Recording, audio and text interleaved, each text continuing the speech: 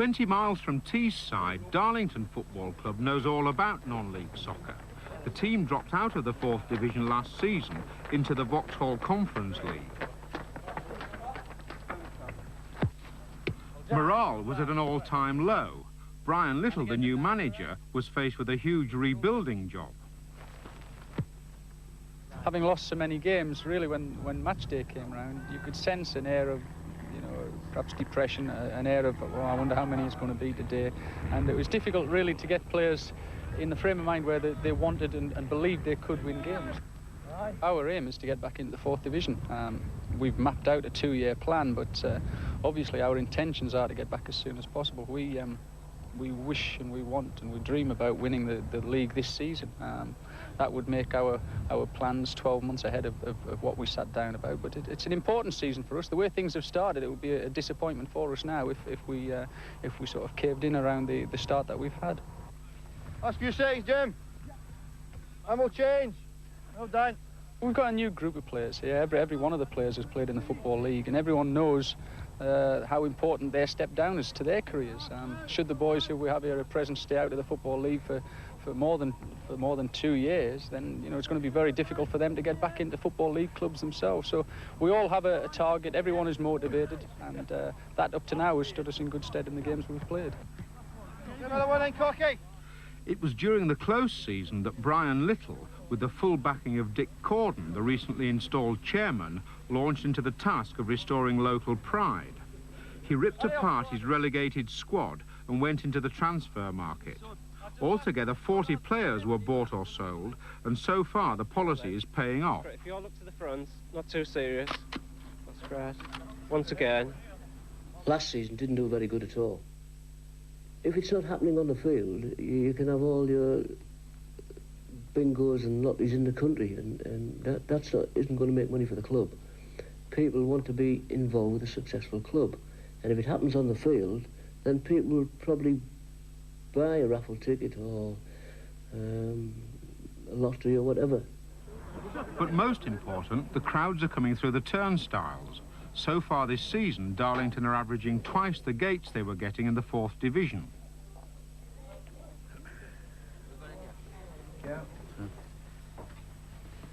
The supporters club is thriving, and there are now 2 shops selling club mementos and clothing. You decided? No, I can't decide. Yeah. Don't get too excited. On match days, Dick Corden knows that the town's businesses are backing the club. There's been a lot of sponsorship this season, where last season people wouldn't get involved, and you used to ask them about sponsorship, you used to laugh. Different now, a little bit of success, hopefully it'll continue, and more people will want to be involved with the club. We have an announcement regarding the Brian Little, who received the Manager of the Month last month. Northern Ghostface, Blackallgate, Darlington have kindly offered to present Brian with a wristlet watch to mark the fantastic start that the club has had this season in the Vauxhall Conference League. Ladies and gentlemen, Brian Little.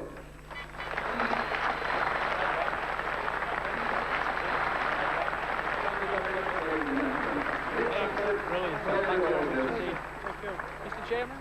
I was a bit concerned at the beginning of the season because Brian had a clear out.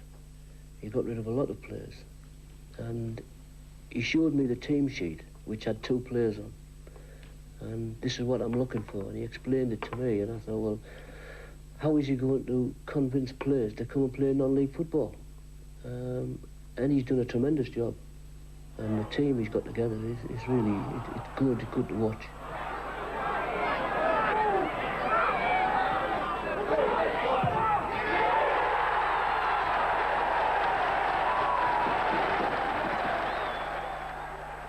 Darlington's demotion last season damaged local pride, but worse, it severely hit the bank balance.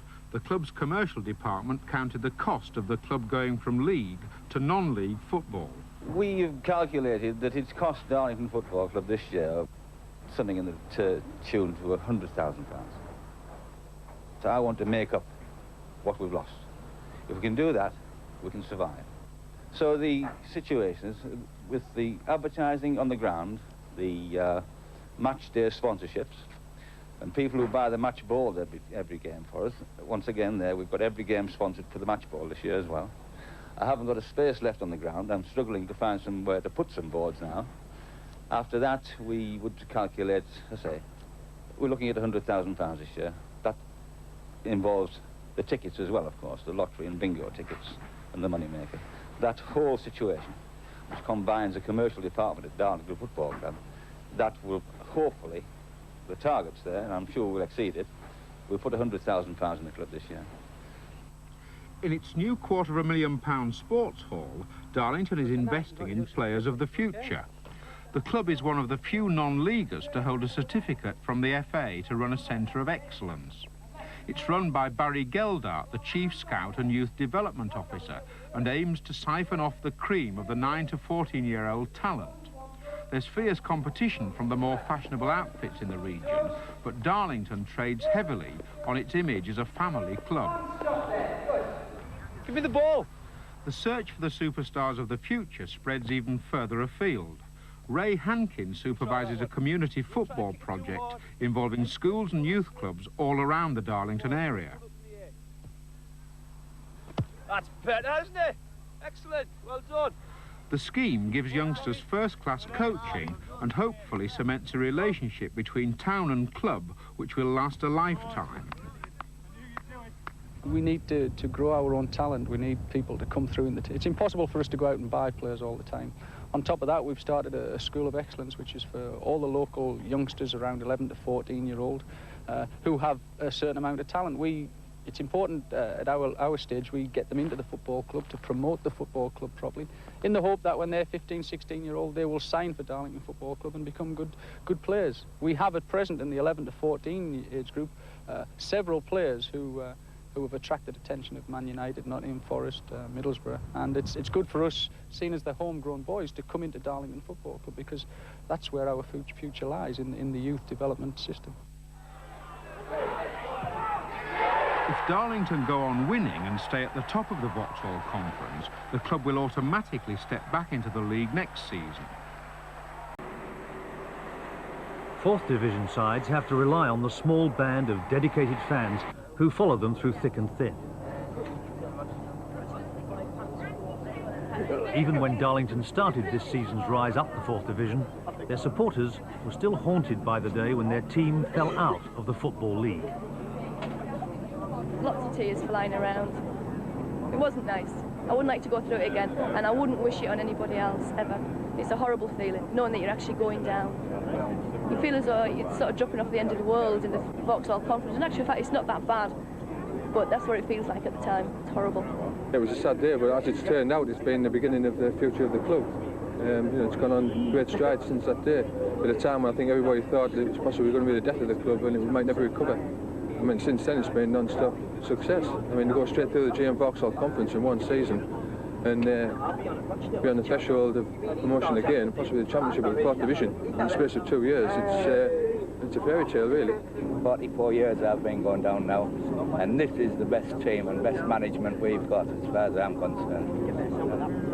Yeah, best chairman, and I think if it hadn't been for him and getting Brian Little, we wouldn't have been where we are now. That partnership between Brian Little and Richard Corden took Darlington to the top of Division 4. By the last match of the season, they needed a win to guarantee promotion.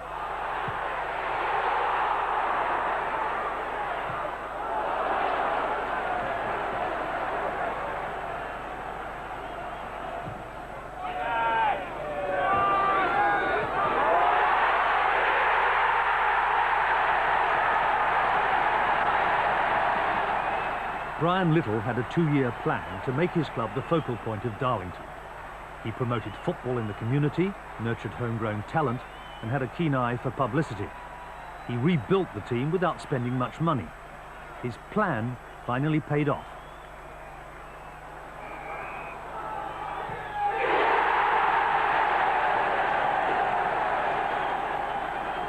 This 2-0 victory sent them into Division 3 as champions.